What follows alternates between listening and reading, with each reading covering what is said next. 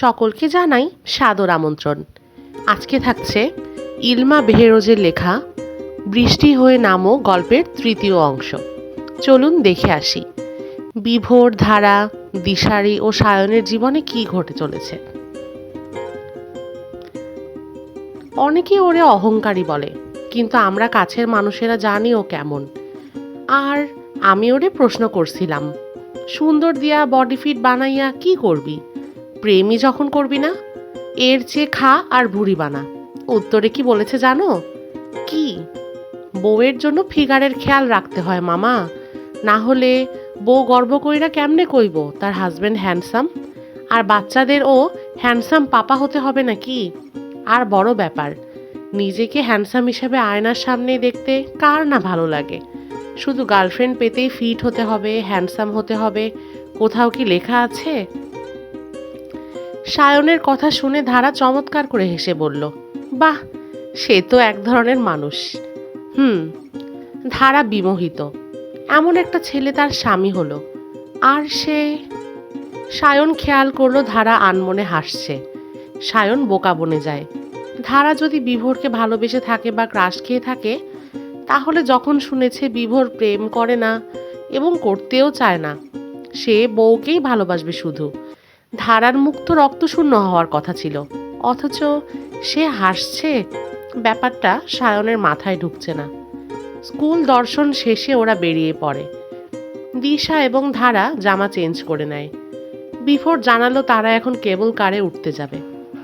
দার্জিলিং শহরের চকবাজার থেকে জিপ নিয়ে ওরা যাত্রা শুরু করলো। 3 কিলোমিটার দূরের সিঙ্গামারিতেই কেবল কার। কেবল কার হলো দার্জিলিংয়ের অন্যতম প্রধান ট্যুরিস্ট স্পট। যারা দার্জিলিং আসে তারা একবার হলেও কেবল কারে ওঠে। দার্জিলিং শহর এবং চারপাশের প্রাকৃতিক দৃশ্যাবলী, হিমালয় রেঞ্জের পাহাড়গুলো সহ যদি কেউ প্যারানমিক দৃষ্টিতে দর্শন করতে চায়, তাহলে কেবল কার করেই দেখতে হবে। প্রাথমিকভাবে কেবল কারের উদ্দেশ্য ছিল দুর্গম চা বাগানগুলোতে খাবার পৌঁছানো। পরবর্তীতে 1988 সাল থেকে পর্যটকদের জন্য এটি উন্মুক্ত করা হয় এবং সময়ের পরিক্রমায় পর্যটকদের অন্যতম প্রধান আকর্ষণে পরিণত হয়। ধারা বিভোরকে প্রশ্ন করতে স্বাচ্ছন্দ্য বোধ করে। ধারা বলল, বিভোর সাহেব, কেবল কার সম্পর্কে কিছু বলুন। বিভোর হেসে বলল, ঘুরে গেছি, এসব নিয়ে ইতিহাস তো পড়িনি, তাই কম কম জানি। যতটুকু জানেন ততটুকুই বলুন। শুরুতে যখন এটা চালু হয়, একটি কেবল কার ছিল, আর আমার জানা মতে 2023 সালের এক দুর্ঘটনার কারণে জনপ্রিয় ওই পর্যটন সেবাটি বন্ধ করে দেওয়া হয়। সেই বছরের অক্টোবরের তারিখ ঠিক মনে নেই। 3টি কেবল কার ছিঁড়ে 100 ফুট নিচের চা বাগানে খসে পড়ে। 4 জন নিহত হওয়া ছাড়াও আরও অনেকে আহত হন। তদন্ত কমিটির প্রতিবেদনে বেরিয়ে আসে, কেবল কারের সঞ্চালন লাইনগুলো ঠিকমতো মেরামত করা হয়নি বলেই এমন দুর্ঘটনা ঘটেছে। এই ঘটনার প্রেক্ষিতে প্রায় 8 বছর দার্জিলিংয়ে রোপওয়ে বন্ধ থাকে। দিশারি আটকে উঠল, কি কস? আমি উঠবো না। তুই আমার আগে কস নাই কেন? তাইলে তো আমি আইতামই না, মরে যাবো তো। সায়ন স্বভাবমূলক বিদ্রুপ করে বলল, ভীতু একটা। দিশারি জবাব দিতে গিয়েও দিল না। সে সায়নের সঙ্গে কথা বলতে চায় না। অন্যদিকে দিশারি হয়ে ধারা উত্তর দেয়, তর্ক করে, আজ দিল না, ঝগড়া করলো না। দিশারির এমন চুপতা দেখে সায়ন আহত হয়, চুপসে যায়।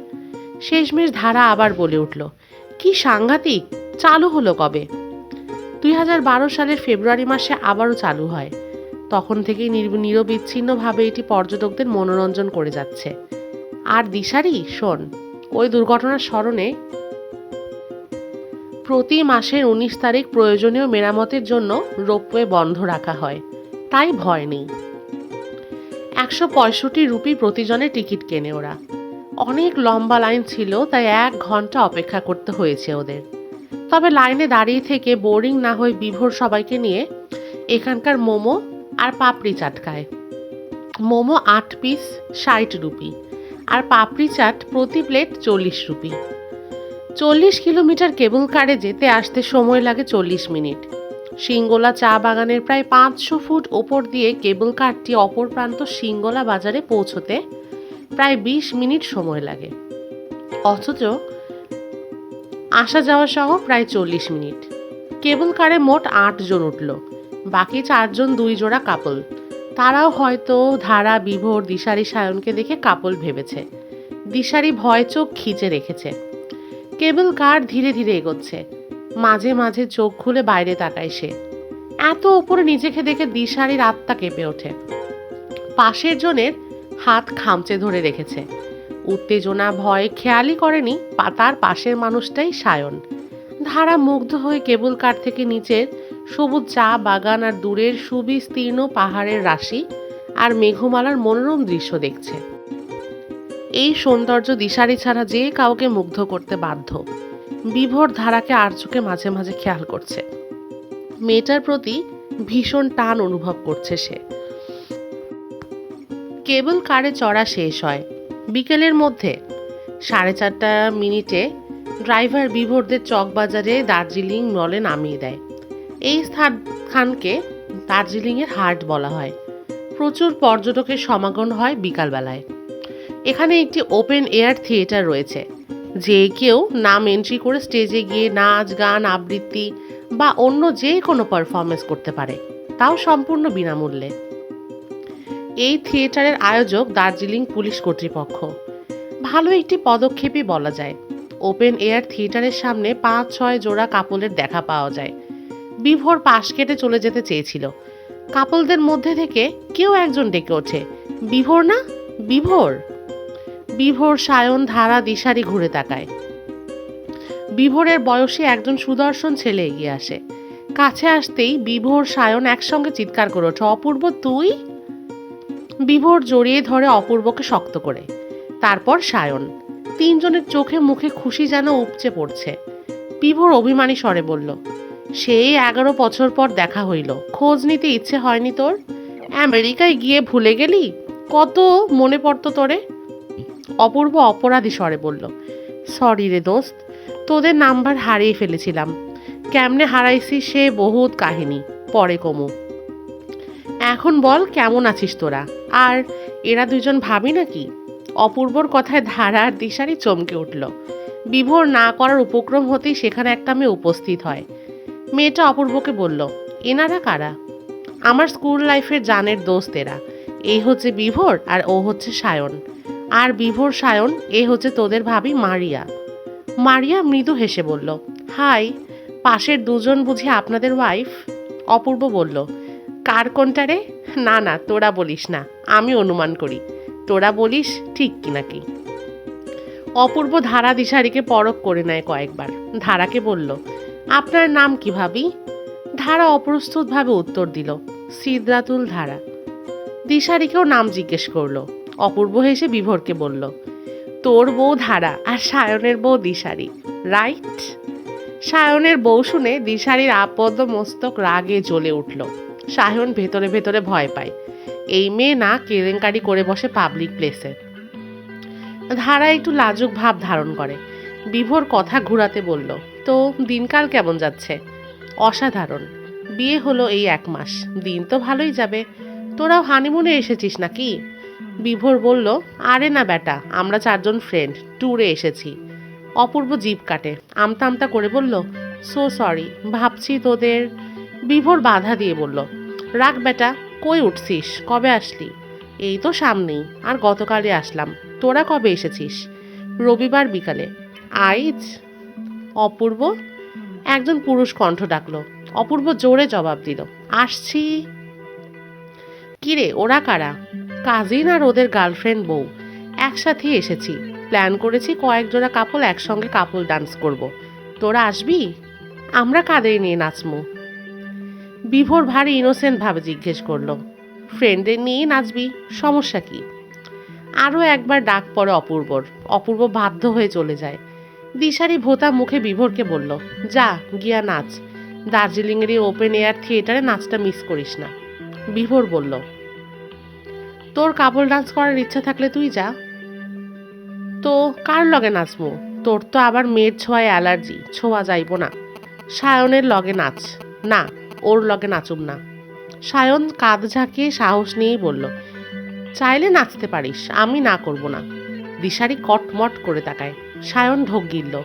ইতিমধ্যে কাপল ডান্স শুরু হয়ে গেছে। গান বাজছে। চারপাশ অন্ধকার করে দেওয়া হয়েছে। শুধুমাত্র স্টেজে কয়েক রঙের আলো জ্বলছে। মাঝে মাঝে এক প্রকার রঙিন আলো ঝিলিক দিচ্ছে। ধোঁয়া উঠছে। এত আয়োজনের মাঝে 6 জোড়া কাপল একজন আরেকজনকে আলিঙ্গন করে ঘুরছে। কি দারুণ! বিভোর আর চোখে ধারার দিকে তাকায়, ধারাও ফিরে তাকায়।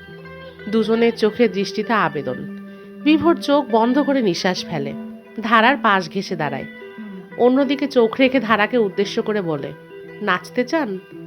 ধারা মাথা কাত করে। বিভোর গলা খ্যাক করে বলল, আমার সাথে প্রবলেম হবে? ধারার শরীর একটু কেঁপে ওঠে। এই রোমাঞ্চিত পরিবেশে বিভোরের সাথে নাচার সুযোগ? ধারা নিজের কাপা হাত বিভোরের হাতে রাখে। বিভোর সচকিত হয়ে ধারার হাত শক্ত করে চেপে ধরে। তারপর দিশারিকে উদ্দেশ্য করে বলল, সায়নের সাথে নাচলে আয়, মিস করিস না, আমি ধারাকে নিয়ে যাচ্ছি। কথা শেষ করে বিভোর সামনে এগোয়। দিশারি সায়ন চমকিত। একজন আরেকজনের দিকে তাকায়। দিশারি প্রশ্ন করে, এদের ব্যাপারটা কি রে? সায়ন ঠোঁট উল্টিয়ে বলল, বুঝতাছি না, কিছু তো আছে। দিশারি চোখ সরু করে বলল, চল তদন্তে বের হই। এবার থেকে এদের চোখে চোখে রাখতে হবে। একদম।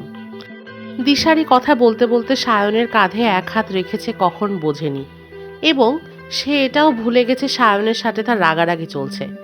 যখন খেয়াল হয় ফট করে দূরে সরে যায়। সায়ন মৃদু হেসে দিশারির 2 হাত মুঠোয় নেয়। গভীর দৃষ্টি নিয়ে বলল, দোস্ত, মাফ করে দে না প্লিজ। দিশারি এক ঝটকায় হাত সরিয়ে নেয়। সায়ন আবার জোর করে দিশারির 2 হাত ধরে। দিশারি কড়া চোখে তাকায়। সায়ন তাকায় আবেদনময় দৃষ্টি নিয়ে। বলে, দোস্ত থেকে অন্য কিছু বানানোর সুযোগ দিবি? কয়দিন প্রেম কইরা পরে আরেক মাইয়া ধরবি। আমারে তুই রাস্তার মাইয়া পাইছস? সায়ন নরম কণ্ঠে বলল, মনে আছে তোর, ইন্টারে যখন পড়তাম আমরা, তুই আমার জন্য চিঠি লিখেছিলি, প্রপোজ করেছিলি। তখন পাত্তা দেস নাই, এখন পাত্তা দিতে চাই। দিশারি চমৎকার ভাবে তাকায়, সচকিত হয় হালকা। হাত ছাড়িয়ে নিয়ে বলল, ভেবে দেখব। সায়ন দিশারির ডান হাত শক্ত করে ধরে বলল, এখন কাপল ডান্স তো করাই যায়। দিশারির জবাবের আশায় না থেকে সায়ন ধীর পায়ে থিয়েটারের দিকে এগোয়। দিশারি কোনো এক অদ্ভুত অনুভূতির জন্য কিচ্ছুটি বলল না। দ্বিতীয় গান শুরু হয়েছে। মোট 8 জোড়া জুটি। কি চমৎকার গান! গান বাজছে मैं फिर भी तुमको चाहूंगा।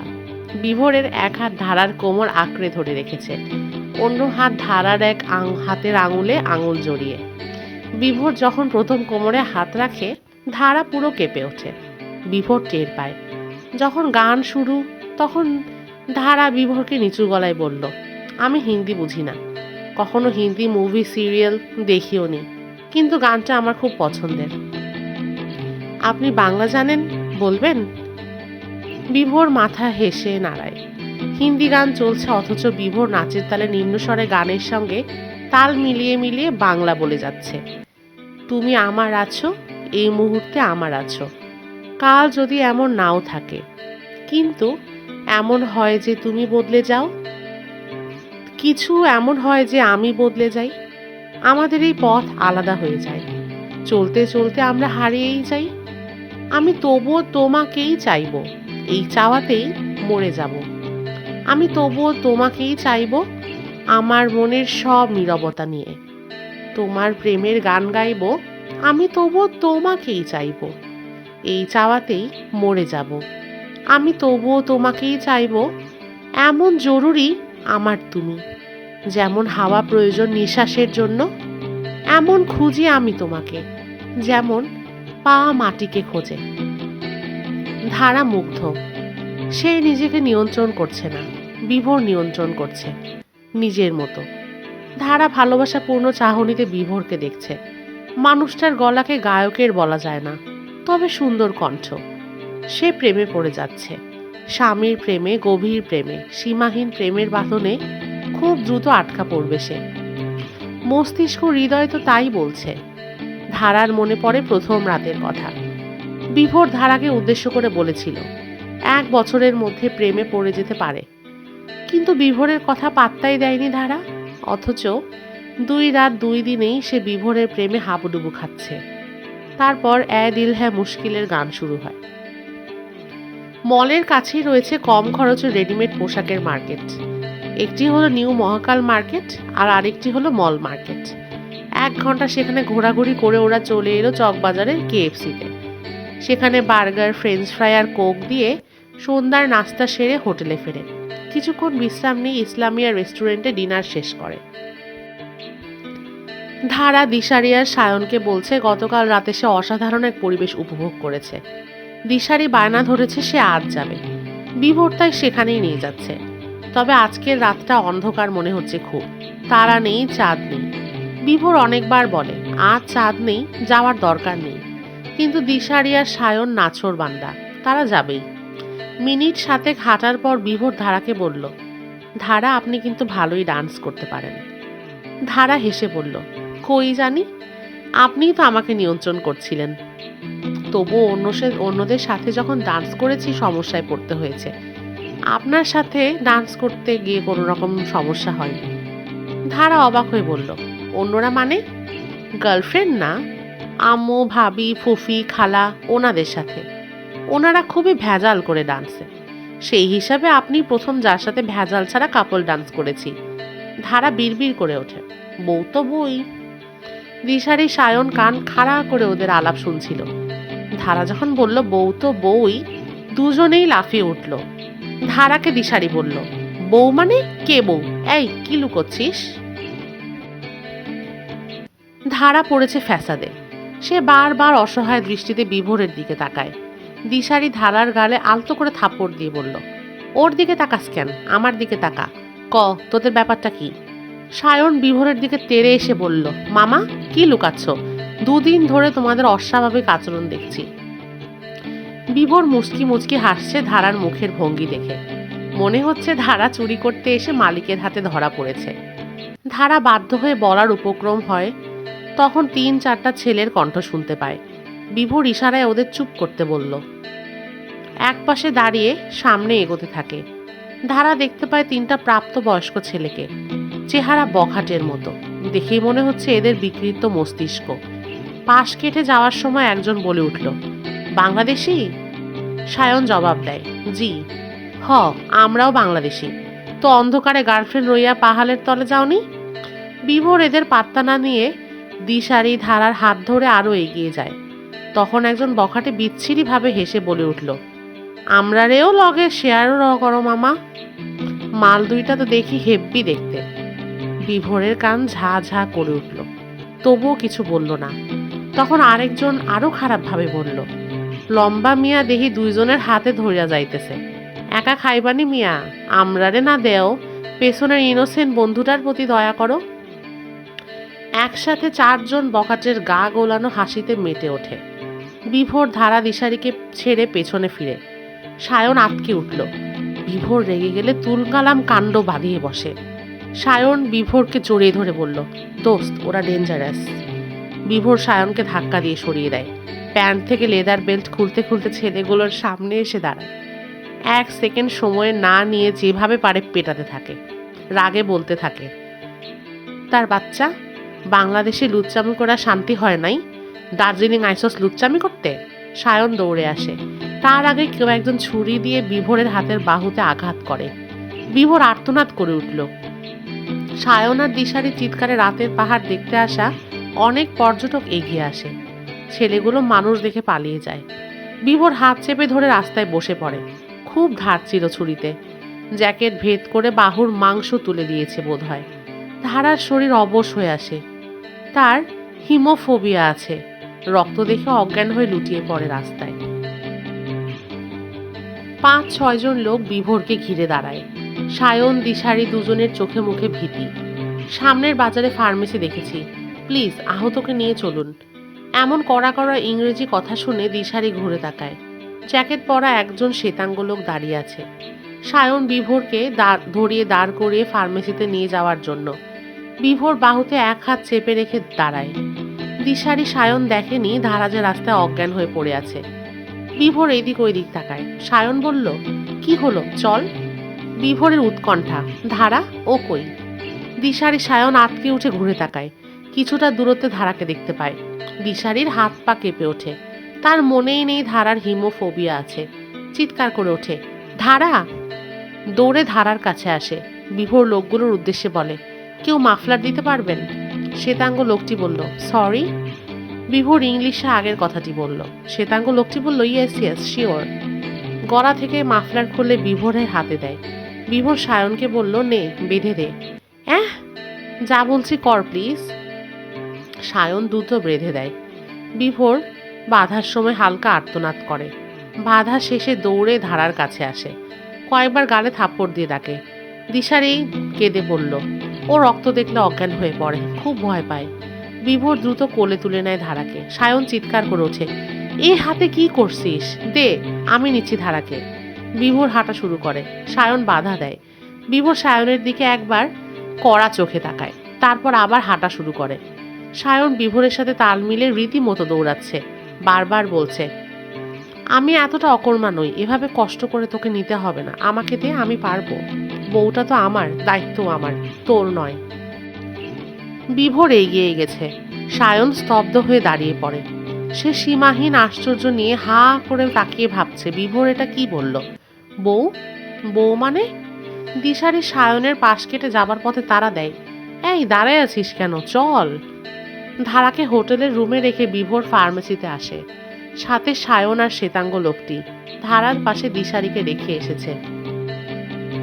দিশারির কাঁদতে কাঁদতে নাজেহাল অবস্থা। ব্যান্ডেজ করা শেষে নিজের মতো করে ফার্মেসি থেকে ক্ষত দ্রুত শুকানোর ওষুধ নিয়েছে বিভোর।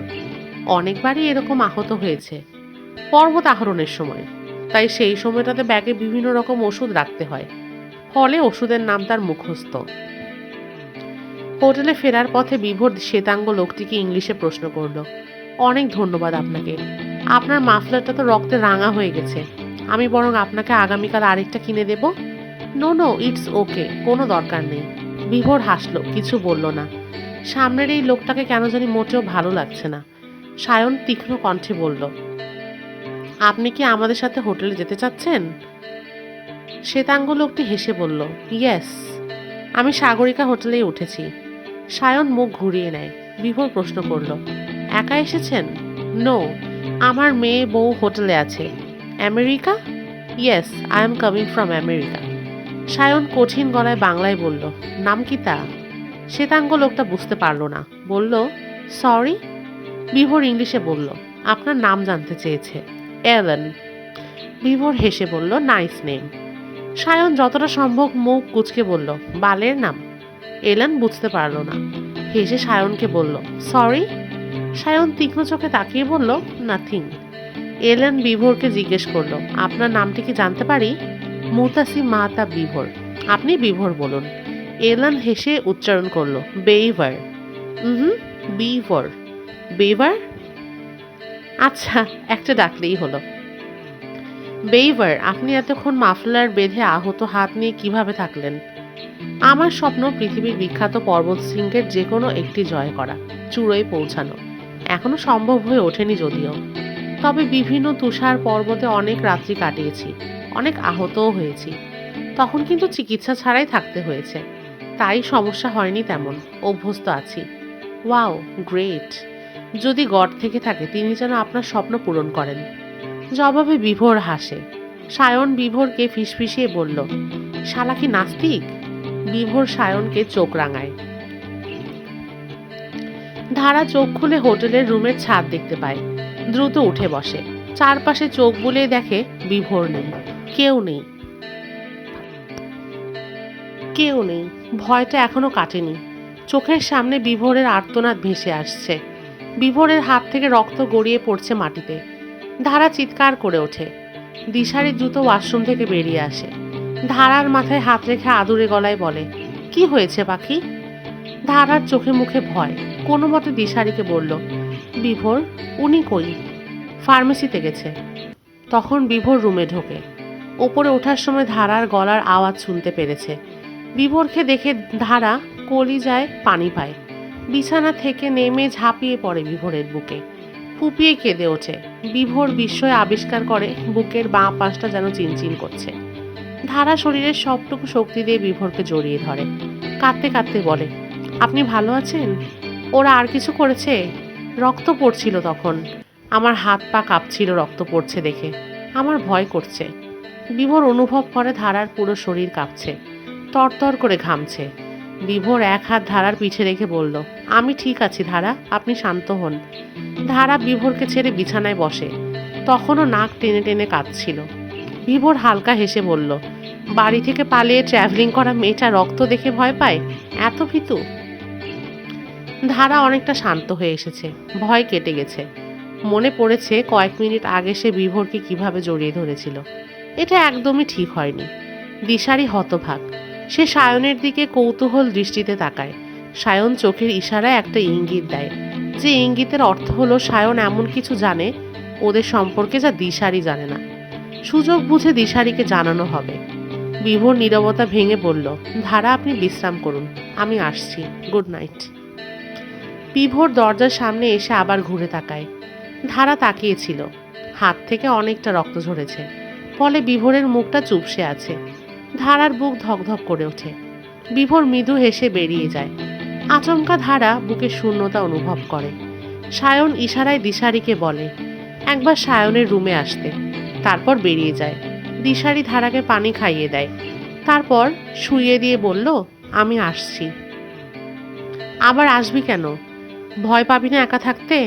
না। আচ্ছা ঠিক আছে, তাহলে দরজাটা লাগিয়ে দে। দিশারি সায়নের রুমে আসে। সায়ন দরজা লাগিয়ে দিতে দিশারি বলল, দরজা লাগাচ্ছিস কেন? কিছু করুম না বাল, আমি এত খারাপ না। দেখা হয়ে গেছে, তুই কেমন এমন করবি? আচ্ছা কি করবি ক। তোর বোনের বিয়ে হয়েছিল জানিস? কি কস বাল? আমার বোনের বিয়েতে না তুই গেলি, গাঞ্জা খাইছস? আমি তো তখন ছিলামই। বাল, তোর বোন না, ধারার কথা কইতাছি। দিশারি বিস্মিত হয়ে তাকায়। সায়ন কিভাবে জানলো ধারা বিবাহিত? দিশারিকে হা করে থাকতে দেখে বলল, এমন ভং ধরছস কেন? তুই কেমনে জানলি? বিভোর যে ম্যারেড এটা তো জানোস না। কি? বিভোর ম্যারেড? হ, আমি ছাড়া আর কেউই জানে না। ও কাউরে বলে না, কারণ বিয়ের রাতে বউ পালাইছিল। কেউ শুনলে বলে বিভোরের পুরুষত্বের সমস্যা, তাই বউ পালিয়েছে। দিশারির মাথা ভন ভন করে উঠল। ধপ করে সোফায় বসে, দুয়ে দুয়ে মিলিয়ে দেখে ধারা বিভোর দুজনের কাহিনী মিলালে একই সূত্রে গাঁথা পড়ে। দিশারি প্রশ্নবোধক চিহ্ন নিয়ে তাকায়। সায়ন মাথা নাড়ায়। সায়নের রুম থেকে বেরোবার সময় দিশারির মনে হয় ধারাকে বলেছিল সে বিভোরকে ভালোবাসে। দিশারি চোখ বুঝে জিভ কাটে, তারপর মস্তিষ্কে প্রশ্ন জাগে, সত্যি কি সে বিভোরকে কখনো ভালোবেসেছে? ভালোবাসাটাই বা কি? সায়নের রুমে আবার ঢোকে। সায়ন শার্ট চেঞ্জ করতে নিয়েছিল। দিশারিকে দেখে দ্রুত শার্ট ঠিক করে বলে, কি হয়েছে? ভালোবাসা কাকে বলে? যে বাসায় এসি, সুইমিং পুল, রেফ্রিজারেটর ইত্যাদি ইত্যাদি আছে তাকে ভালোবাসা বলে। এবার যা ফুট। দিশারি চোখ রাঙিয়ে সায়নের দিকে তাকায়। সোফা থেকে পানির বোতল নিয়ে সায়নের দিকে ছুঁড়ে মারে। পায়ে গট গট আওয়াজ তুলে রুম থেকে বেরিয়ে যায়। রাত গভীর। ধারার কিছুতেই ঘুম আসছে না, ছটফট করছে। এতটা আঘাত পেয়েছে হাতে, এখন কেমন আছে বিভোর?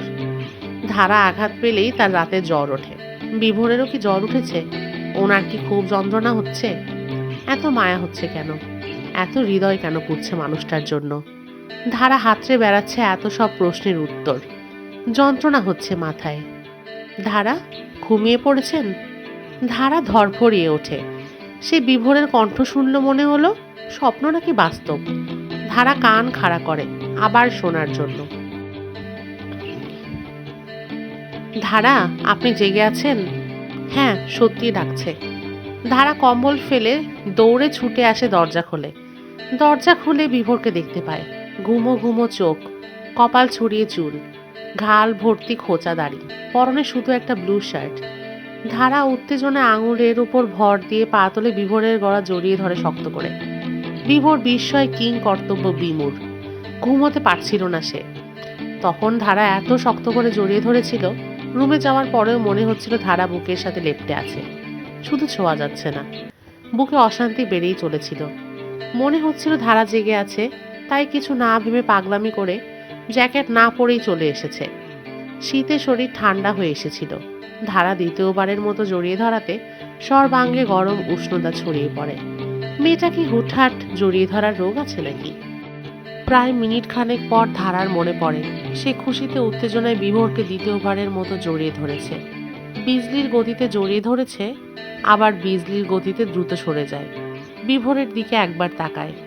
বিভোর কিছু বুঝে ওঠার আগে ধারা দরজা লাগিয়ে দেয়। বিভোর হতচকিত। মেয়েটা এত অদ্ভুত কেন? মাথা চুলকোতে চুলকোতে বিভোর নিজের রুমের দিকে পা বাড়ায়। দরজা লাগিয়ে ধারা হাঁপাতে থাকে।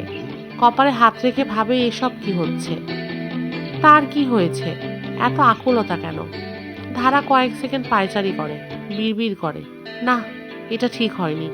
মুখের উপর দরজা লাগানো একদমই ঠিক হয়নি। ধারা দ্রুত দরজা খোলে। এ কি, বিভোর নেই, চলে গেছে। ধারার চোখ ছলছল করে ওঠে। দরজা লাগিয়ে এক ঢোক পানি খায়। ঘন নিঃশ্বাস নিতে নিতে সে ক্লান্ত। বিছানায় বসে দুহাত মাথায় রাখে। ব্যাগ থেকে নোটপ্যাড আর কলম বের করে। মাঝের একটা পেজে কাপা হাতে লিখে, প্রথম প্রেমে পড়ার মতো সর্বনাশা দ্বিতীয়টি নেই। আজও সবার আগে বিভোরের ঘুম ভাঙে। ফ্রেশ হয়ে সায়নকে ডেকে তোলে, তারপর দিশারিকে। ধারার রুমের সামনে এসে থমকে দাঁড়ায়। গতকাল রাতের কথা মনে পড়ে যায়। সকাল সকাল বিভোরকে দেখে ধারা অস্বস্তিতে ভুগতে পারে, তাই আর ডাকলো না। দিশারি রুমের দরজায় করাঘাত করল। দিশারি বিরক্তি নিয়ে দরজা খুলে বিভোরকে বলল, ধারাকে ডেকে তোল। কথা শেষ করে দরজার সামনে থেকে সরে যায়। দিশারি বিরক্তিতে কপাল ভাঁজ করে ধারার রুমের সামনে আসে। কয়েকবার করঘাত করার পর ধারার সাড়া পাওয়া যায়। রুমে আসার পথে এলানের সঙ্গে দেখা হয়। কিশোরী বয়স থেকে দিশারির ইচ্ছা ফর্সা ধবধবে শ্বেতাঙ্গ পুরুষের সঙ্গে প্রেম করার, আর এলান নিশ্চিন্তে একজন সুদর্শন পুরুষ। প্রথম দেখাতেই ভালো লাগার মতো। দিশারি এলানের আকর্ষণ পেতে হাত নাড়িয়ে হাই বলল। এলান এগিয়ে আসে, ইংলিশে বলল, আপনাকে কোথাও দেখেছি মনে হচ্ছে। গতকাল রাতে আমাদের দেখা হয়েছিল, প্লিজ মনে করবার চেষ্টা করুন। দিশারির কেঁদে দেওয়ার অবস্থা। এই শ্বেতাঙ্গ লোকটিকে মনে করাতেই হবে তাদের গতকাল দেখা হয়েছিল, নয়তো মহাভারত অশুদ্ধ হয়ে যাবে। এলান গুপ্তধন পেয়েছে এমন প্রকাশভঙ্গি করে বলল, মনে পড়েছে, বেবরের সাথে দেখেছি। দিশারির মুখের সুন্দর মসৃণ ত্বক খুঁজকে যায়। খাঁটি বাংলায় বলে, বেবর কেডা? সরি, বেবর কে? গতকাল রাতে যে আহত হলো মনে পড়েছে? দিশারি বিড়বিড় করে, শালা গবেট। কিন্তু মুখে হাসি রেখে সুন্দর করে টেনে বলল, এই তো চিনেছেন, আপনি বুঝি এই হোটেলেই উঠেছেন? হ্যাঁ, এই হোটেলেই। ও আচ্ছা। দিশারি কথা খুঁজে পাচ্ছে না। এলেন বলল, দেখা হয়ে ভালো লাগলো, বাই। দিশারির মনটা ভেঙে টুকরো টুকরো হয়ে যায়। কোনো মতে বলল, চলে যাবেন? আচ্ছা যান, বাই। ইসলামিয়া রেস্টুরেন্টে নাস্তা সেরে জাপানিজ টেম্পলের দিকে যাত্রা শুরু করে ওরা। আজকের প্ল্যান অনেকগুলো প্লেস দর্শন করা। জাপানিজ টেম্পলে পৌঁছে ধারা দৌড়ে একদম উঁচু জায়গাটায় গিয়ে দাঁড়ায়। দার্জিলিং শহরে একদম উঁচু জায়গায় ধারা দাঁড়িয়ে আছে। এখান থেকে পুরো শহরটা চোখে পড়েছে। ধারা নিজেকে পাখি মনে হচ্ছে। দুহাত পাখির ডানার মতো ছড়িয়ে দেয়। হু হু করে বাতাস বইছে। ধারার সিল্কি চুল অবাধ্যের মতো উঠছে, যেন মাথা থেকে ছিঁড়ে উড়ে যেতে চাইছে। বিভোর কিছুটা দূরে দাঁড়িয়ে ধারাকে দেখছে। সকালে প্রথমে দেখা হতেই ধারা বলল, আজ ঘুরতে যেতে হবে না, রেস্ট করুন। কতটা আঘাত পেয়েছেন? আর এরকম ভারী শার্ট জ্যাকেট পরেছেন কেন? ব্যথা পাচ্ছেন না? এত কেয়ারলেস হলে চলে? ধারার এত প্রশ্ন শুনে বিভোর হেসে ফেলে, বলে, এর চেয়েও বড় আঘাত নিয়ে বরফের মাঝে থেকেছি ধারা। আপনি এত চিন্তা করবেন না, আমার কষ্ট হচ্ছে না। ধারার চোখ কোঠর থেকে বেরিয়ে আসতে চাইল। অবাক স্বরে বলল, এর চেয়েও বড় আঘাত? কই দেখি। বিভোর নখ কামড়ে হাসে। তখন কপালের উপর ছড়িয়ে থাকা কয়টা চুল হালকা নড়ে ওঠে, যা সূক্ষ্ম চোখে খেয়াল করে ধারা। তারপর নির্বিকার ভাবে বলল, ওহ বুঝছি, বউ ছাড়া কাউকে আর দেখানো যাবে না। বিভোর মৃদু হেসে বলল, আমার বউ তো আমার সামনেই। শোনা মাত্র ধারার বুক কেঁপে উঠল। কোত্থেকে যেন উত্তাল অবাধ্য ঢেউ এসে সমস্ত মনের ভেতরটাকে নাড়িয়ে দিল। সত্যিই তো, সেই তো বিভোরের বউ। তারপর ওরা গেল প্রায় 800 ফুট উঁচুতে স্থাপিত গোর্খাল্যান্ড স্টেডিয়ামে। কিছু ছবি তুলল দিশারি। দিশারির ফটোগ্রাফারের হিসাবে সায়ন ভূমিকা পালন করেছে। এরপর ভিক্টোরিয়া ফলস কিংবা শতবর্ষের প্রাচীন মন্দির দীর্দিহাম টেম্পলে ঘোরাঘুরি করলো। তেনজিং রকে এভারেস্ট জয়ী পর্বতারোহী নেপালি শেরোপা তেনজিং নোরগের স্মরণে একটা পাথরের নামকরণ করা হয়েছে। আকারে ছোট হলেও উঁচু পাহাড়ের মতোই তার দম্ভ। সেটিও দেখা শেষ হলো। বিভোর সবাইকে উদ্দেশ্য করে বলল, এখানে হিমালয়ান মাউন্টেনিয়ারিং ইনস্টিটিউটের ছাত্রদের প্রশিক্ষণ দেওয়া হয়। এছাড়া পর্যটকদের জন্য স্বল্প উচ্চতার পর্বতারোহণ অভিজ্ঞতা করা যায় এখানে। আমি এখানে প্রশিক্ষণ নিয়েছি দ্বিতীয়বারের মতো যখন দার্জিলিংয়ে এসেছিলাম। সেখান থেকে ওরা সরাসরি চলে আসে পদ্মজা নাইডু হিমালয়ান জিওলজিক্যাল পার্কে। পদ্মজা নাইডু জিওলজিক্যাল পার্ক এবং হিমালয়ান মাউন্টেনিয়ারিং ইনস্টিটিউট দুটোর প্রবেশ ফটক একটাই। একটা টিকিটেই দুটি জায়গা দেখে নেওয়া যায়। ভারতের উচ্চতম চিড়িয়াখানাগুলির মধ্যে এই পদ্মজা নাইডু জিওলজিক্যাল পার্কই সব থেকে বড়। চিড়িয়াখানা চত্বরের মধ্যেই রয়েছে হিমালয়ান মাউন্টেনিয়ারিং ইনস্টিটিউট। এমনভাবে পথ নির্দেশনা করা হয়েছে যাতে পর্যটকেরা চিড়িয়াখানার একটা দিক দেখতে দেখতে চলে যাবেন সেই মাউন্টেনিয়ারিং ইনস্টিটিউটে। আবার ফেরার সময় চিড়িয়াখানার অন্য একটা দিক দেখতে ফিরতে পারবেন। পার্কের প্রবেশ পথে ওরা দেখতে পায় অনেকগুলো দোকান সাজানো আছে। বিভিন্ন ধরনের পণ্যের পসরা সাজিয়ে বসেছে দোকানিরা। শীতের শাল, জ্যাকেট, ট্রেডিশনাল ছুরি, পেইন্টিং সহ নানা জিনিস এখান থেকে দরদাম করে কিনছে অনেক ক্রেতা। পার্কের প্রবেশ মূল্য সার্কভুক্ত দেশের জন্য জনপ্রতি 60 টাকা। ধারার চিড়িয়াখানা খুব পছন্দ। সে আগে আগে হেঁটে আসে। চিড়িয়াখানায় বিশেষ বাসিন্দা রেড পান্ডা। ধারা একটা রেড পান্ডাকে অনেকবার ডাকে, কিন্তু কিছুতেই সামনে আসতে চায় না। ধারার মনে হলো পান্ডাটি একটু যেন লাজুক প্রকৃতির। ক্যামেরায় ধারা কয়েক সেকেন্ড থিতু হয়ে বসে আবার পালিয়ে যায় পান্ডাটি। একটু দূরে ভাল্লুক দেখতে পাওয়া যায়। এছাড়া বাঘ, চিতা, স্নো লেপার্ডের দেখা পাওয়া যায়। ধারার চোখ চকচক করে ওঠে। পর্যটকদের দিকে তাকিয়ে দারুণ পোজ মারছে ভাল্লুকটি। তা শুধু বিভোর আর ধারা উপভোগ করছে। দিশারি ভয়ে সায়নকে খামচে ধরে দূরে দাঁড়িয়ে আছে। বারবার সায়নকে বলছে, বাঘ ভাল্লুক এগুলো যদি খাঁচা ভাঙ্গা চলে আসে তখন কি হইব? এখানে কেন আনলি আমারে? উফ, তখন কে বাঁচাবে আমাকে? সায়নের বিরক্তিতে কলিজা ফেটে যাচ্ছে। মেয়েটা এত ন্যাকামি করে কেন? আবার খামচি মেরে ধরেও রেখেছে। কিছুতেই সে সামনে যেতে পারছে না। সায়ন বিড়বিড় করে বলল, শালার কপালে জুতার বাড়ি। এরপর ওরা পৌঁছালো হ্যাপি ভ্যালি টি এস্টেটে। পাহাড়ে ঢাল বেয়ে নেমে গেছে এই চা বাগান। এখান থেকে চা পাতা সংগ্রহ করে নেয় দিশারি। সেখান থেকে বের হয়ে সায়ন বলল, দার্জিলিংয়ের মানুষের ব্যবহার কি সুন্দর। ধারা হেসে তাল মিলালো, ঠিক বলেছেন ভাইয়া, খুবই বন্ধুবৎসল, ভীষণ অমায়িক ব্যবহার দেখলাম। বিভোর ফোড়ন কাটল, কারণ পর্যটকদের আসা যাওয়ার ওপরেই ওদের জীবিকা নির্ভর করে, আর তাই ট্যুরিস্টদেরকে খুব সমাদর করে ওরা। সায়ন বলল, এখানকার মানুষজন দেখি প্রায় সবাই মোটামুটি বাংলা বলতে এবং বুঝতে পারে। বিভোর বলল, ওরা প্রায় অনেকগুলো ভাষা রপ্ত করে নিয়েছে পর্যটকদের চাওয়া পাওয়া বোঝার জন্য। তখন 3:30 বাজে। দিন এখনো অনেক বাকি। ছোটখাটো প্রায় সব জায়গা দেখা শেষ। হোটেলে পেঠার পথে ধারা বলল, এক্ষুনি ফিরতে ইচ্ছে হচ্ছে না। বিভোর বলল, হোটেলে পৌঁছতে এখনো 30 মিনিট বাকি। হেঁটে গেলে 1 ঘন্টার ওপরে লাগবে। হেঁটে যেতে চান? এতে অবশ্য পাহাড়ের সৌন্দর্য খুব ভালোভাবে উপভোগ করতে পারবেন। ধারা কিছু না ভেবেই বলল, অবশ্যই চাই। ড্রাইভার, গাড়ি থামান। দিশারি বাধা দেয়, না না, কি কস, মাথা খারাপ হইছে? ধারা মন খারাপ করে বলে, প্লিজ আপু, এক্ষুনি ফিরতে চাচ্ছি না। বিভোর বলল, থাকুক না, হেঁটে যাক, তোর সমস্যা কি? দিশারি কটকটে গলায় বলল, আমি হাঁটুম না, টায়ার্ড লাগতেছে। তুই সায়নকে নিয়ে চলে যা, আমি ধারাকে নিয়ে হেঁটে আসছি। দিশারি কিছু একটা বলতে চাইছিল, তার আগেই সায়ন ইশারায় চুপ থাকতে বলল। দিশারির মনে পড়ে যায় ধারা আর বিভোর স্বামী স্ত্রী, আর ওরা দুজন কিছুক্ষণ একা একসাথে থাকলে অনুভূতিগুলো আরো তাজা হয়ে উঠবে। দিশারি ড্রাইভারকে তাড়া দেয় গাড়ি থামাতে দিশারি ঠেলে বিভোর আর ধারাকে নামিয়ে দেয়। বিভোর ভারী অবাক হলো। দিশারির হঠাৎ করে কি হলো ঠাউর করতে পারলো না। গাড়িটা শুরুত করে চোখের আড়ালে চলে যায়। নির্জন নিরিবিলি পাহাড়ি পরিবেশে পাকা রাস্তায় তারা দুইজন একা। কি বলে কথা শুরু করা উচিত দুজনেই বুঝতে পারছে না। এরই মধ্যে ধারার মনে পড়ে গতকাল রাতে বিভোরের বলা একটি কথা। বিভোর বলেছিল, বাড়ি থেকে পালিয়ে ট্রাভেল করা মেয়েটা রক্ত দেখে এত ভয় পায়, এত ভীতু। ধারা আটকে ওঠে। বিভোর কিভাবে জানে সে বাড়ি থেকে পালিয়ে ঘোরাঘুরি করে? কিভাবে?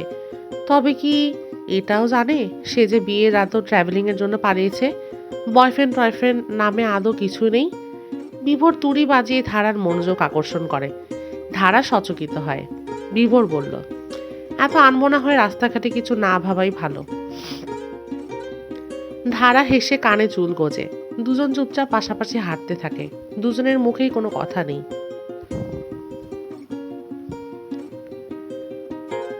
পাহাড় বড় রহস্যময়। একটু আগে ঝকঝকে আকাশ ছিল, হঠাৎ চতুর্দিক কেমন অন্ধকার হয়ে গেল। হঠাৎই যেন এক বিপদের সংকেত নিয়ে হাজির হলো কালো মেঘের দল। হু হু করে বাতাস বইতে শুরু করলো হিমশীতল হাওয়া। কয়েক মিনিটের মধ্যেই ঝুম বৃষ্টি নামবে। বিভোর উত্তেজিত হয়ে বলল, বৃষ্টি আসবে? আপনার বৃষ্টিতে কোনো সমস্যা হয়? না। তবুও দার্জিলিংয়ের বৃষ্টিতে না ভেজাই ভালো, জ্বর আসতে পারে। কাঞ্চনজঙ্ঘার বরফ গলেই বৃষ্টি হয়, খুবই ঠান্ডা জল। সে ঠিক, কিন্তু যাবোটা কোথায়?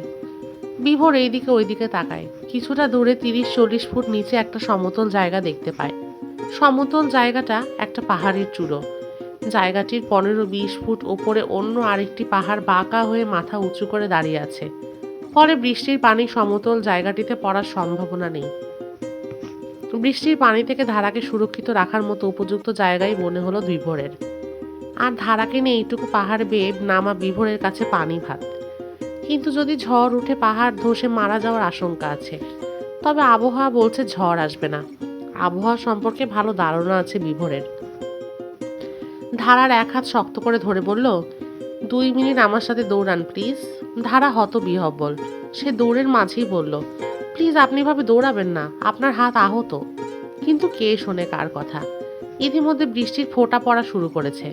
যত দ্রুত সম্ভব পাহাড় বেয়ে ধারাকে নিয়ে নিরাপদে পৌঁছতেই হবে, নয়তো মেয়েটা নিশ্চিতেই বৃষ্টির পানিতে জ্বর বাঁধাবে। আজকাল ওর বড্ড নেশা করেছে, যে নেশার নাম ভালোবাসা।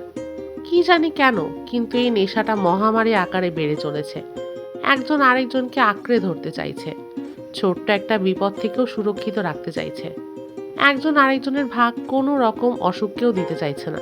সাংঘাতিক ব্যাপার স্যাপার। আপনি ব্যাগ থেকে দড়ি বের করছেন কেন? এত লম্বা দড়ি ব্যাগে নিয়ে ঘোরেন? আমরা এখানে দাঁড়িয়েছি কেন? গাছে দড়ি বাঁধছেন কেন? কি করছেন বলবেন প্লিজ? ধারা উতলা হয়ে এক নাগাড়ে প্রশ্ন করেই যাচ্ছে। বিভোর মন দিয়ে গাছে শক্ত করে মোটা দড়ি বাঁধে। বাঁধা শেষে দড়ির শেষ মাথাটুকু ডান হাতে পেঁচিয়ে ধরে। তারপর ধারার সামনে এসে বলল, আমাকে জড়িয়ে ধরতে আপনার কোনো আপত্তি আছে? ধারা সামান্য নড়ে উঠল, খ্যাক করে গলা পরিষ্কার করে বলল, কিন্তু কেন? বিভোর আঙুলের ইশারায় লক্ষ্য দেখায়, যেখানে তাদের পৌঁছতে হবে। ধারা আটকে উঠে বলল, ওইখানে যেতে চাচ্ছেন? কিন্তু কেমনে? বিভোর তাড়া দেয়, প্লিজ আমাকে ভরসা করুন, বৃষ্টি এখন হালকা, তারপর বেড়ে যাবে। ধারা দ্রুত এগিয়ে আসে বিভোরের সামনে। বিভোর বাম হাতে ধারার কোমর শক্ত করে ধরে বলল, আমার 2 পায়ের ওপর আপনার পায়ের ভর রাখুন, আমার 2 হাতে গলা জড়িয়ে ধরুন। ধারা বিভোরের কথার মতো পায়ের ওপর পা রাখে, 2 হাতে গলা জড়িয়ে ধরে। বিভোর ডান হাতে দড়ি টান টান করে শক্ত করে ধরে। পাহাড়ের গায়ে পা রেখে 5 ফুট নামার পর আচমকা পাহাড়ের গা থেকে পা সরিয়ে ঝুলে পড়ে। হাত থেকে দড়ির প্যাচ খুলে যায়। ধারা চিৎকার করে ওঠে, ও বাবাই! বিভোর ধারার মুখের পানে চেয়ে দেখলো ধারা চোখ মুখ খিচে রেখেছে। বিভোরের হাসি পেল। ধারা চোখ খুলতে বিভোরের চোখ দুটি আগে চোখে পড়ে। বিভোরের চোখের মনে ধূসর মনে হচ্ছে। বিভোর আশ্বস্ত করে বলল, ভয় পাবেন না, কিচ্ছু হবে না, চলেই এসেছি, এবং বৃষ্টিও চলে এসেছে। আমার এক পায়ের উপর থেকে আপনার এক পা সরান। ধারা ডান পা সরিয়ে নেয়। ভয় বুক ধুকফুক করছে। বিভোর দড়িটা আরো শক্ত করে ধরে। ঘেঁষে থাকা পাহাড়ের এক পায়ে জোরে ধাক্কা দিয়ে কোথাও একটা লাফিয়ে পড়ে। ভয় ধারার হৃৎপিণ্ড দ্রুত লাফাচ্ছে। ফুসফুস চলা বন্ধ হওয়ার উপক্রম। ধারা চোখ খুলুন।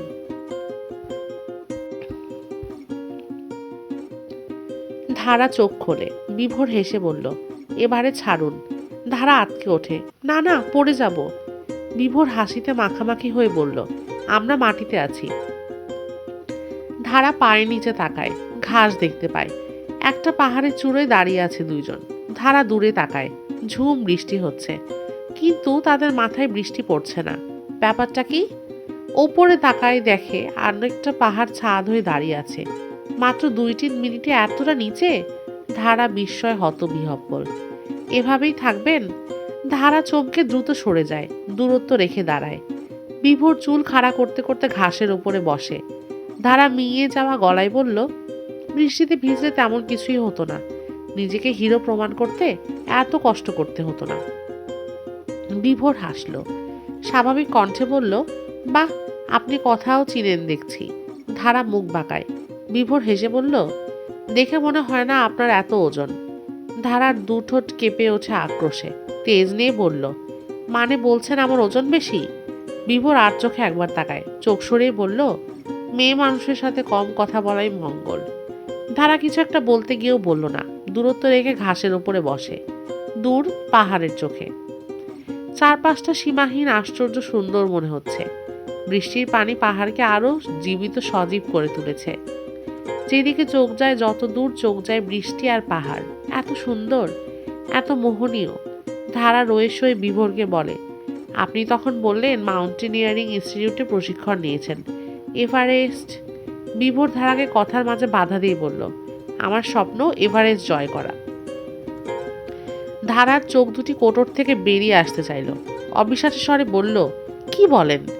এটা ঠিক, আপনি খুব অসাধারণভাবে পাহাড়ে ওঠানামা করতে পারেন, তাই বলে এভারেস্টের স্বপ্ন? বিভোর হালকা হাসল। কিছুক্ষণ পিনপত নীরবতা। ধারা অপেক্ষা করছে বিভোর কখন কথা বলবে। নীরবতা ভেঙে বিভোর বলল, এভারেস্ট অভিযানে যাওয়ার আগে কড়া প্রশিক্ষণ নিতে হয়, আর এই প্রশিক্ষণ দার্জিলিংয়ে এসে নিয়েছি। এর জন্য আমাকে টাকা গুনতে হয়েছে $500, বাংলাদেশি টাকায় 35,000 টাকা। এছাড়া অভিজ্ঞতাও থাকতে হয় 20,000 ফুটেরও বেশি উচ্চতা থেকে ঘুরে আসার, সেটাও করেছি। আর 20,000 ফুট ওপর থেকে ঘুরে আসার ব্যাপারটা বাধ্যতামূলক নয়। অনেকে আছে যারা ছোট ছোট পাহাড়ের মাধ্যমে নিজের প্রস্তুতি নিয়েছে। আনুমানিক কেটু পর্বতের 22,000 ফুট ওপরে উঠেছি আমি। আচমকা বিপজ্জনক আবহাওয়ার কারণে কেটু জয় করা সম্ভব হয়নি। ধারা রীতিমতো চুপসে গেছে। বিভোরের মুখ দেখে বোঝা যাচ্ছে সে এভারেস্ট জয়ের ব্যাপারে সিরিয়াস এবং সেই প্রস্তুতি নিয়ে অনেক এগিয়ে এসেছে। যা জানা নেই তার সম্পর্কে জানার আগ্রহ ধারার অনেক বেশি। আবারও প্রশ্ন করল, এভারেস্ট অভিযানের জন্য কত টাকা লাগে? বিভোর হেসে বলল, অনেক। এভারেস্টে চড়তে হলে 25,000 মার্কিন ডলার, 17,50,000 টাকা দিয়ে নেপাল সরকারের থেকে পারমিট নিতে হয়। আর যদি তিব্বত মানে উত্তর পূর্ব রিজ দিয়ে যেতে চাই, সেখানেও 10,000 মার্কিন ডলার, প্রায় 7 লক্ষ টাকা দিয়ে পারমিট নিতে হবে। পাশাপাশি ইকুইপমেন্ট সহ অন্যান্য খরচ তো আছেই। এক জায়গায় কম, অন্য জায়গায় বেশি কেন? অন্যদিন বোঝাবো। আপনি পারমিট নিয়েছেন? না, নিব আগামী বছর। আগামী মে যাত্রা শুরু করব, ইচ্ছা আছে। আচ্ছা, পর্বতারোহীর সাথে কি যন্ত্রপাতি রাখে? বিভোর ধারার দিকে তাকায়। ধারার দুইটি চোখ চকচক করছে। মেয়েটার সবকিছুতেই জানার আগ্রহ বেশি, বিশেষ করে অজানা কিছু জানতে। বিভোর বলল, বেশ কিছু টেকনিক্যাল যন্ত্রপাতি লাগে। এর মধ্যে রয়েছে হালকা তাবু, 0 ডিগ্রির নিচে তাপমাত্রা প্রতিরোধক sleeping bag, ice jacket, wind breaker trouser, monkey cap, sunglass, hand gloves, কড়া সানক্রিম, বিশেষ ধরনের দড়ি, পা ও কোমরের বেল্ট, পাহাড়ের খাড়া জায়গায় নিরাপত্তার জন্য 2 মুখো ক্যারাবিনা, পর্বতের ঢালে নিজের শরীর আটকানোর জন্য হুক, অ্যালুমিনিয়ামের ফোল্ডিং মই, বরফের পথটি শক্ত না ফাঁপা তা পরীক্ষা করার জন্য আইস এক্স, হাঁটার লাঠি ইত্যাদি। ধারা দুগালে হাত রেখে অবাক স্বরে বলল, বেশি অর্ধেক না যন্ত্রের নাম আজ প্রথম শুনলাম। আপনার সব যন্ত্রপাতি আছে? না, সব নেই। বাংলাদেশে আছে সব? না, নেপালের কাঠমান্ডুর থামেলে সব পাওয়া যায়। আপনার বয়স তো কম, এই বয়সে কেউ এভারেস্ট জয় করে? বিভোর আওয়াজ করে হেসে উঠল। ধারা যেন এই মুহূর্তে কৌতুক শোনালো। বিভোর বলল, সবচেয়ে কম বয়সে এভারেস্ট জয় করে আমেরিকান এক কিশোর, জর্ডান রোমেরা নাম, বয়স মাত্র 13 বছর। ধারার মাথায় যেন বাজ পড়ল, জিভ ভারী হয়ে এসেছে। কোনো রকমে বললাম, শুনলাম এভারেস্ট জয় অনেক কঠিন। ছোট ছোকরাটা কেমনে পারলো? কপাল ভালো ছিল, মনোবল ছিল, তাই পেরেছে। তাহলে আমিও যাব আপনার সঙ্গে। বিভোর মৃদু হেসে বলল, খুম্বু আইস নামে একটা স্থান এভারেস্টের সবচেয়ে ভয়ানক স্থান। এই স্থান এতটাই বিপদসংকুল যে এভারেস্টে যত প্রাণহানি ঘটেছে তার ৮০ ভাগই ঘটেছে এখানে। প্রায় ৫০ ভাগ নিহতদের লাশ এখান থেকে উদ্ধার করা সম্ভব হয়নি। তাহলে বোঝেন যে কতটা বিপজ্জনক স্থান এই খুম্বু আইস ফল। এই অংশটুকু পার হওয়া অভিযাত্রীদের জন্য পুলসেরাত পার হওয়ার মতো। বরফের পাত, গভীর খাদ, পরিবেশগত আবহাওয়া, ০ ডিগ্রির নিচে তাপমাত্রা, সব মিলিয়ে মৃত্যুপুরী। একটু অসাবধান হলে নিশ্চিত মৃত্যু। হিমালয়ের আর কোথাও এমন ভয়ঙ্কর স্থান নেই।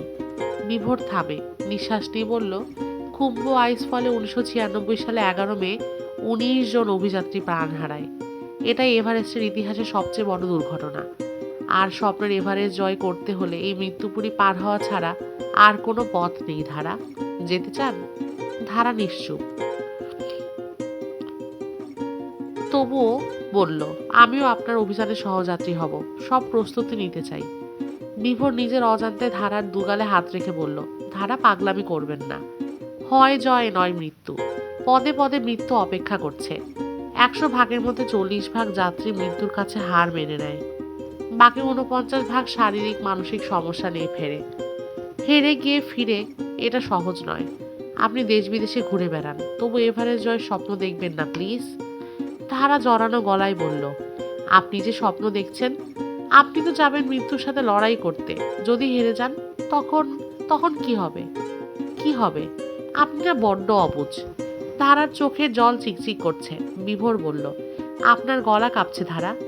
যার বর এভারেস্ট জয়ের স্বপ্ন দেখে তাকে এত বেশি আবেগ মানায় না। ধারা ২ চোখ বোঝে, ২ ফোঁটা জল গড়িয়ে পড়ে। তার বুক কাঁপছে। বিভোর বলল, বিয়ের রাতে না পালিয়ে বলতেও পারতেন আপনার স্বাধীনতা দরকার, আমি আপনাকে স্বাধীনতা দিতাম। ধারা হকচকিয়ে গেল, দ্রুত দূরে সরে বসে। বিভোরও হকচকিয়ে যায়। এতক্ষণ দুইজন কেমন যেন একটা ঘোরে ছিল। কি সব কথাবার্তা বলেছে নিজের অজান্তেই। প্রেম এমন কেন? না চাইতেও মনের সব আবেগ ভালোবাসা অজান্তে ঠেলে ঠুলে বেরিয়ে আসে। আরো কিছুক্ষণ নীরবতায় কাটে। ধারার মনে একটা প্রশ্ন ঘুরপাক খাচ্ছে।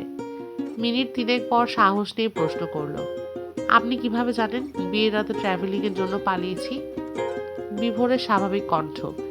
দিশারি কথার ফাঁকে মুখ ফসকে বলে ফেলেছে, আপনি আর সায়ন তখন কথা বলছিলেন।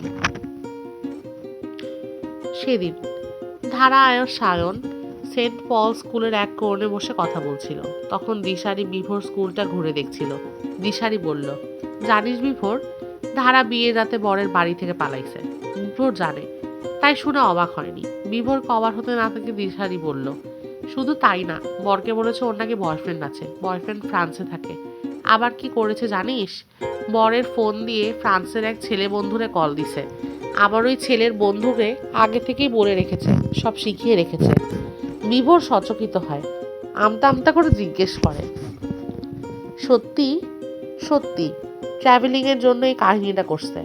এই যে এখন দার্জিলিং আসছে আমাদের সাথে, এইটাও বাড়ি থেকে পালাইয়া? ওর বাপ নাকি বিয়ের কথাবার্তা বলতেছে, এই জন্য পালাইছে। বিভোর বিড়বিড় করে, ডেঞ্জারাস।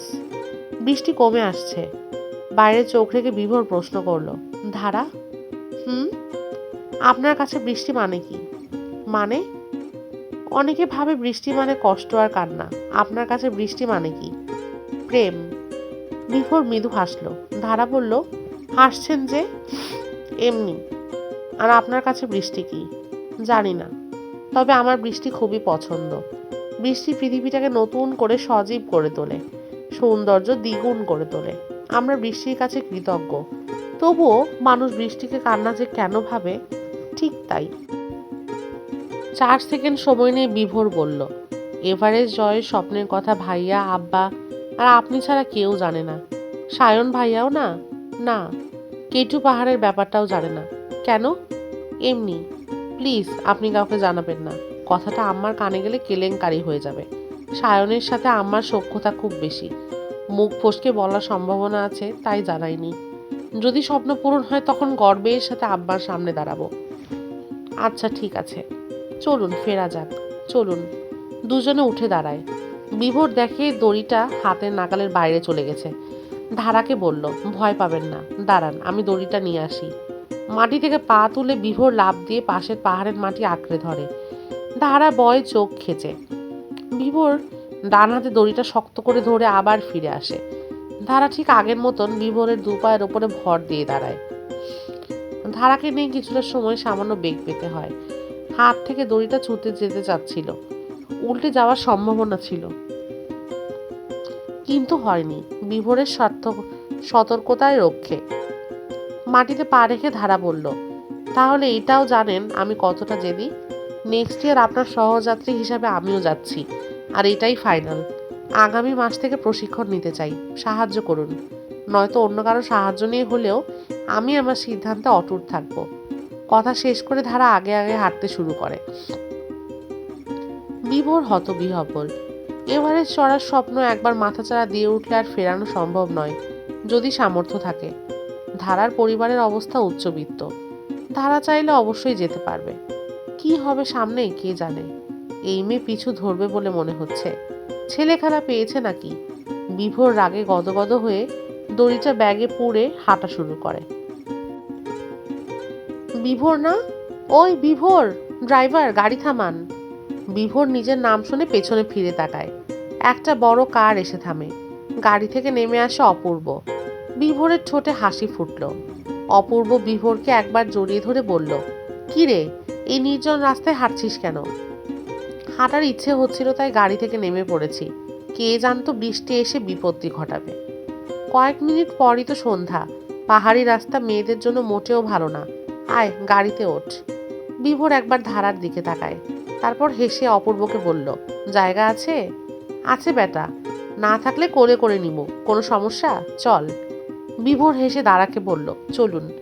সাগরিকা হোটেলের সামনে বিভোর আর ধারাকে নামিয়ে দিয়ে যায় অপূর্ব। দুজন নিজেদের রুমে ফিরে ফ্রেশ হয়ে নেয়। বিভোর আসে সায়নের রুমে। সায়ন দরজা খুলে বিভোরকে দেখে বলল, নেমে তো গেছিলি বউয়ের লগে, ভিজে ফিরছস?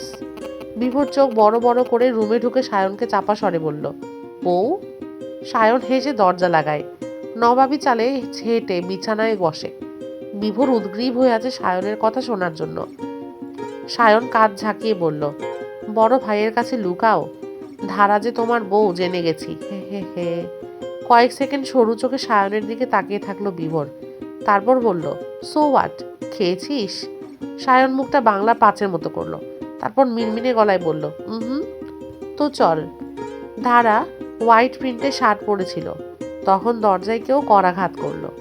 অসময়ে করাঘাতে বিরক্তি বোধ করলো ধারা। বিরক্তি নিয়ে বলল, কে? আমি। দরজা খোলো। ধারা দরজা খুলতে দিশারি ন্যাকামো মার্কা হাসি নিয়ে দরজা রুমে ঢোকে। ধারার গা পিত্তি জ্বলে উঠল। দরজা বন্ধ করার সময় দিশারির উদ্দেশ্যে প্রশ্ন করলো, হাসিস কেন? দিশারি দুই আঙুলে ধারার পিঠে গুঁতো মেরে বলল, কেমন কাটলো আজকের বিকেল? ধারা দুই ভ্রু বাঁকায়। দিশারি চোখ মারে। ধারা দিশারিকে পাশ কাটিয়ে ডেনিম জ্যাকেট পরে নেয়। দিশারি আবারও উৎসাহ নিয়ে বলল, বরের সাথে বিকেলটা কেমন কাটলো? ধারা চমকে উঠল, আমতা আমতা করে বলল, বর? কিসের বর? দিশারি হা হয়ে যায়। তারপর ব্যথিত স্বরে বলল, তুই আমারে কোনোদিন বোন ভাবস নাই। এক তো কষ নাই বিভোর তোর জামাই, আবার এখন অস্বীকার করতাছস? এতটাই পর ভাবিস? ধারা একটু নিভল, সরি আপু। দিশারি আদেশের স্বরে বলল, এবার বল কেমন কাটলো? জোস। দিশারির ঠোঁটে ন্যাকামো হাসিটা আবারও ফুটে উঠল।